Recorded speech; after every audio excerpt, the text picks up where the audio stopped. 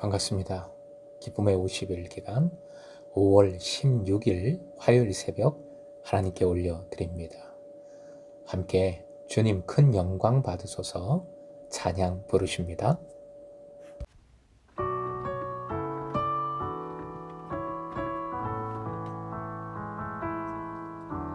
주님 큰 영광 받으소서. 홀로 찬양 받으소서. 모든 이름 위에 뛰어난 그 이름, 온 땅과 하늘이 다 찬양해. 겸손하게 우리 무릎 꿇고 주 이름 앞에 영광 돌리세. 모두 절하세. 독생자 예수 주님께 찬양 드리리. 모든 영광과 존귀와 능력 받으소서. 받으소서. 영광과 존귀와 능력 받으소서. 받으소서. 그리스도 살아계신 하나님.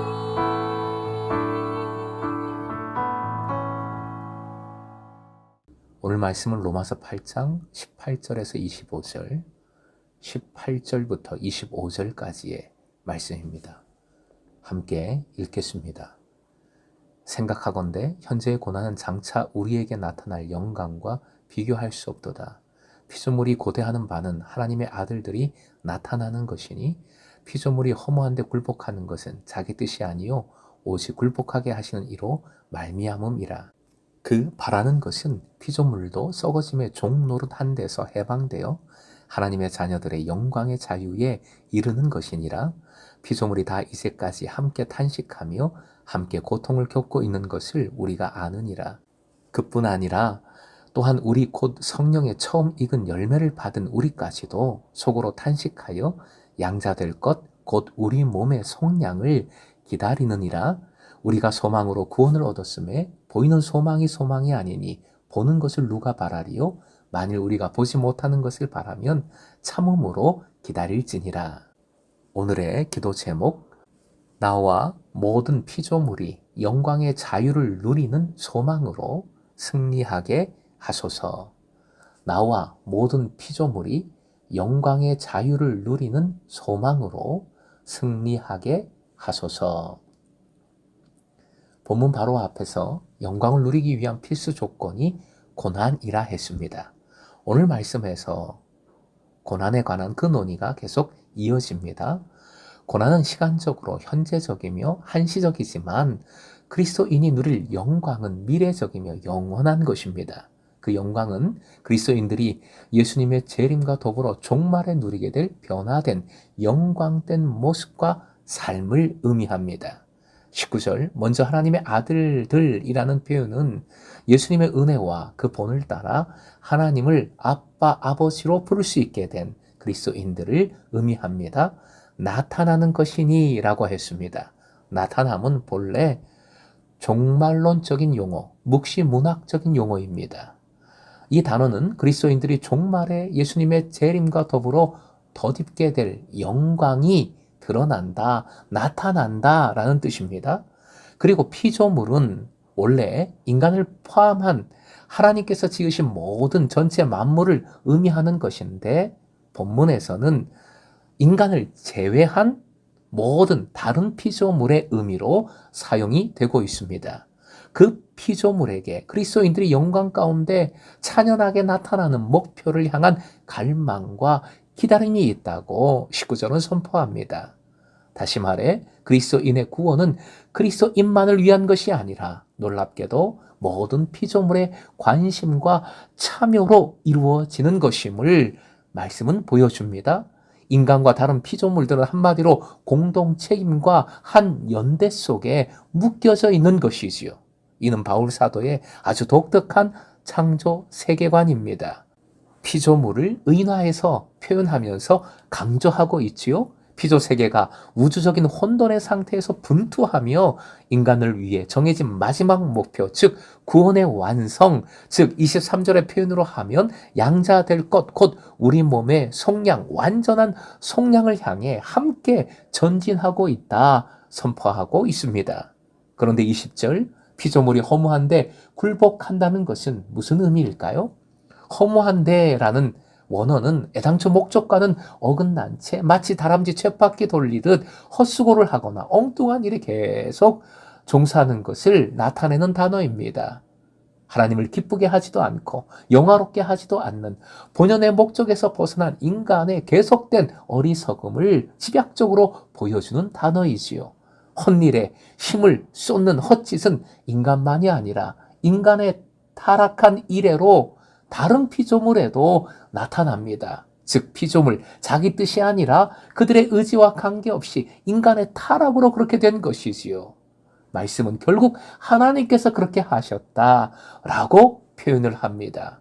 이렇게 하심의 이유가 21절에 나오지요. 21절 말씀을 직역하면 이렇습니다. 화면 보시고 함께 읽겠습니다. 시작. 왜냐하면 바로 그 피조물도 하나님 자녀들의 영광의 자유에 도달하기 위해 그 썩어짐의 종살이로부터 해방될 것이기 때문입니다. 같은 운명, 같은 공동체, 연대라는 표현을 했습니다. 하나님의 자녀들이 누릴 종말론적 영광에 모든 피조물이 동참하게 만드신다는 것입니다. 22절, 그 영광의 자유는 그러나 아직 실현되지 않았지요. 마치 동트기 전 어둠이 짙게 깔리듯 그 찬란한 영광의 날을 맞이하기 전에 모든 피조물들은 어둠의 터널 속에서 탄식하며 고통을 겪고 있습니다. 23절, 그 탄식에 사람도 동참할 수밖에 없습니다. 성령을 받은 그리스도인들조차 그 탄식의 현실로부터 예외일 수 없는 것이지요. 왜냐하면 넓은 의미에서 그리스도인들도 피조물이기 때문입니다. 하지만 중요한 것은 기대가 있습니다. 희망이 있습니다. 희망의 내용은 23절 두 가지로 나타납니다. 양자될 것과 몸의 속량이지요. 양자가 적법한 상속자가 되기까지 유언자의 유언과 그 실현의 때까지 기다려야 하듯 그리스도인이 하나님의 양자로 입양되었다 할지라도 그 양자됨의 신분은 계속해서 성실과 믿음의 근신 가운데 끝까지 보존되어야 할 성질의 것임을 말씀은 가르쳐 주고 있는 것이지요. 24절 그리고 25절 소망과 기다림에 관한 말씀으로 오늘 본문은 끝을 맺습니다. 소망은 하나님께서 피조물을 허무한 데 굴복해 하시면서 남겨둔 희망을 뜻하는 것이지요. 바울 사도는 여기서 그 소망으로 구원을 받았다라고 말합니다. 사실 믿음과 소망은 다르지 않습니다. 같은 맥락입니다. 우리는 믿음으로 구원을 받고 동시에 소망으로 구원을 얻습니다. 믿음, 즉 그리스도에 대한 신앙이 구원을 확신케 하는 매개체라면 소망은 그 확신을 견고하게 지속시켜 구원의 완성에 이르게 하는 지렛대라고 할 수 있는 것이지요. 그러기에 믿음과 소망은 동전의 양면과 같은 것입니다. 또한 믿음이 보이지 않는 것에 대한 믿음이듯 구원의 완성을 향한 소망 또한 보이지 않는 종말의 시점을 향하고 있습니다. 이 점에서도 믿음과 소망은 서로 하나이지요. 소망은 기다림으로 이어집니다. 기다림은 반드시 인내를 동반합니다. 보지 못하는 것을 바라면서 참아내야 하는 이유, 인내해야 하는 이유는 단순히 그 기다림이 지루하기 때문이 아니라 그 기다림 속에서 부딪히는 숱한 유혹과 시련 때문이지요. 말씀 당시에 이 유혹과 시련은 아주 구체적이고 실제적인 것이었습니다. 사랑하는 금성의 제자 여러분, 우리는 창조 세계와 공동체입니다. 공동 책임이 있습니다. 가장 개인적인 신앙으로 보이는 기독교 신앙이 오늘 말씀을 통해 가장 우주적인 신앙임을, 창조 세계를 아우르는 것임을, 살리는 것임을 깨닫게 됩니다. 가슴 벅찬 일입니다. 놀라운 말씀입니다. 중요한 것은 우리와 창조 세계가 고난이 있고 지금 탄식이 있지만 반드시 영광된 미래, 소망이 있다는 것이지요. 이를 위해 우리는 보이지 않아도 기다려야 합니다. 힘들고 어려워도 유혹과 시련이 있어도 기다려야 합니다. 성령께서 도우심을 믿으시기 바랍니다. 보혜사 성령께서, 헬퍼이신 성령께서 우리가 영원한 것을 보도록 우리의 소망 어린 기다림을 독려해 주십니다. 갈라디아서 5장 5절 함께요. 우리가 성령으로 믿음을 따라 의의 소망을 기다리노니. 오늘도 하나님의 자녀로 나타나십시다. 하나님의 자녀됨을 드러내십시다. 하나님의 자녀로서 영광의 자유, 참 벅찬 귀한 표현인데요. 영광의 자유를 소망하십시다. 보이는 것에 현혹되지 마십시오.